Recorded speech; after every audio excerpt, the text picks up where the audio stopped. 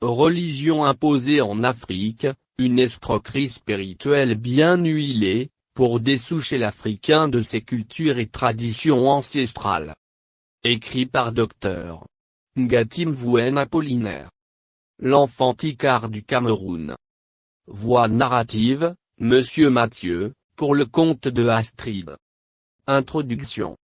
En Afrique, aux Amériques ou en Océanie, nous avons la présence de ce qui fut sans doute la mère de toutes les spiritualités, l'animisme. L'animisme est une religion traditionnelle qui reste dans une quête permanente de relations harmonieuses avec les ancêtres, la nature et la divinité, notion de la Trinité. Ces traditions ont ainsi en commun un rapport privilégié avec la terre-mère et le cosmos, mais aussi, le fait qu'elles n'ont jamais cherché à imposer leur voix aux autres, n'ayant pas eu de volonté universaliste. Cette religion traditionnelle de l'Afrique et de l'Océanie, compte aujourd'hui plus de 160 millions d'animistes. Un chiffre flou si l'on considère que de nombreux croyants de confession catholique ou musulmane ont toujours des pratiques animistes. Pour comprendre la complexité du monde animiste, il est nécessaire de se débarrasser des schémas de pensée des religions monothéistes. Les cultes animistes diffèrent aussi d'une région à l'autre. Le terme animisme désigne ici l'ensemble des religions traditionnelles présentes en Afrique. L'animisme renvoie à une vision de l'univers peuplé d'esprits, bons ou malfaisants, et de génies dotés du pouvoir d'influer sur la vie des vivants.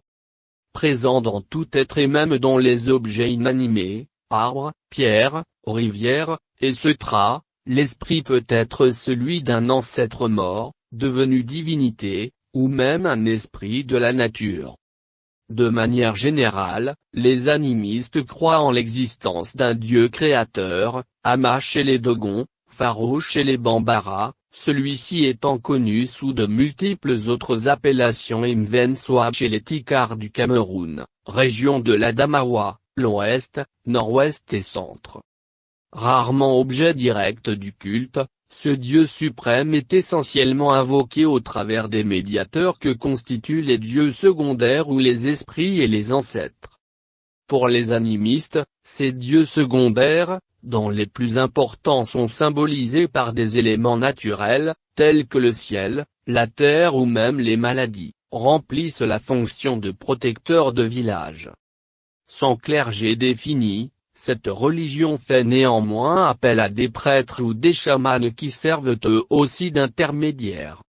S'il y a plus de 160 millions de personnes qui pratiquent l'animisme dans le monde, on estime que 40% de la population mondiale a une philosophie qui dérive de la pensée animiste. L'animisme est présent sur tous les continents, dans 99 pays, et fait partie de presque toutes les cultures. Elle a sa raison d'y être et d'être pratiquée sans honte ni gêne. Les Africains doivent s'en servir impérativement.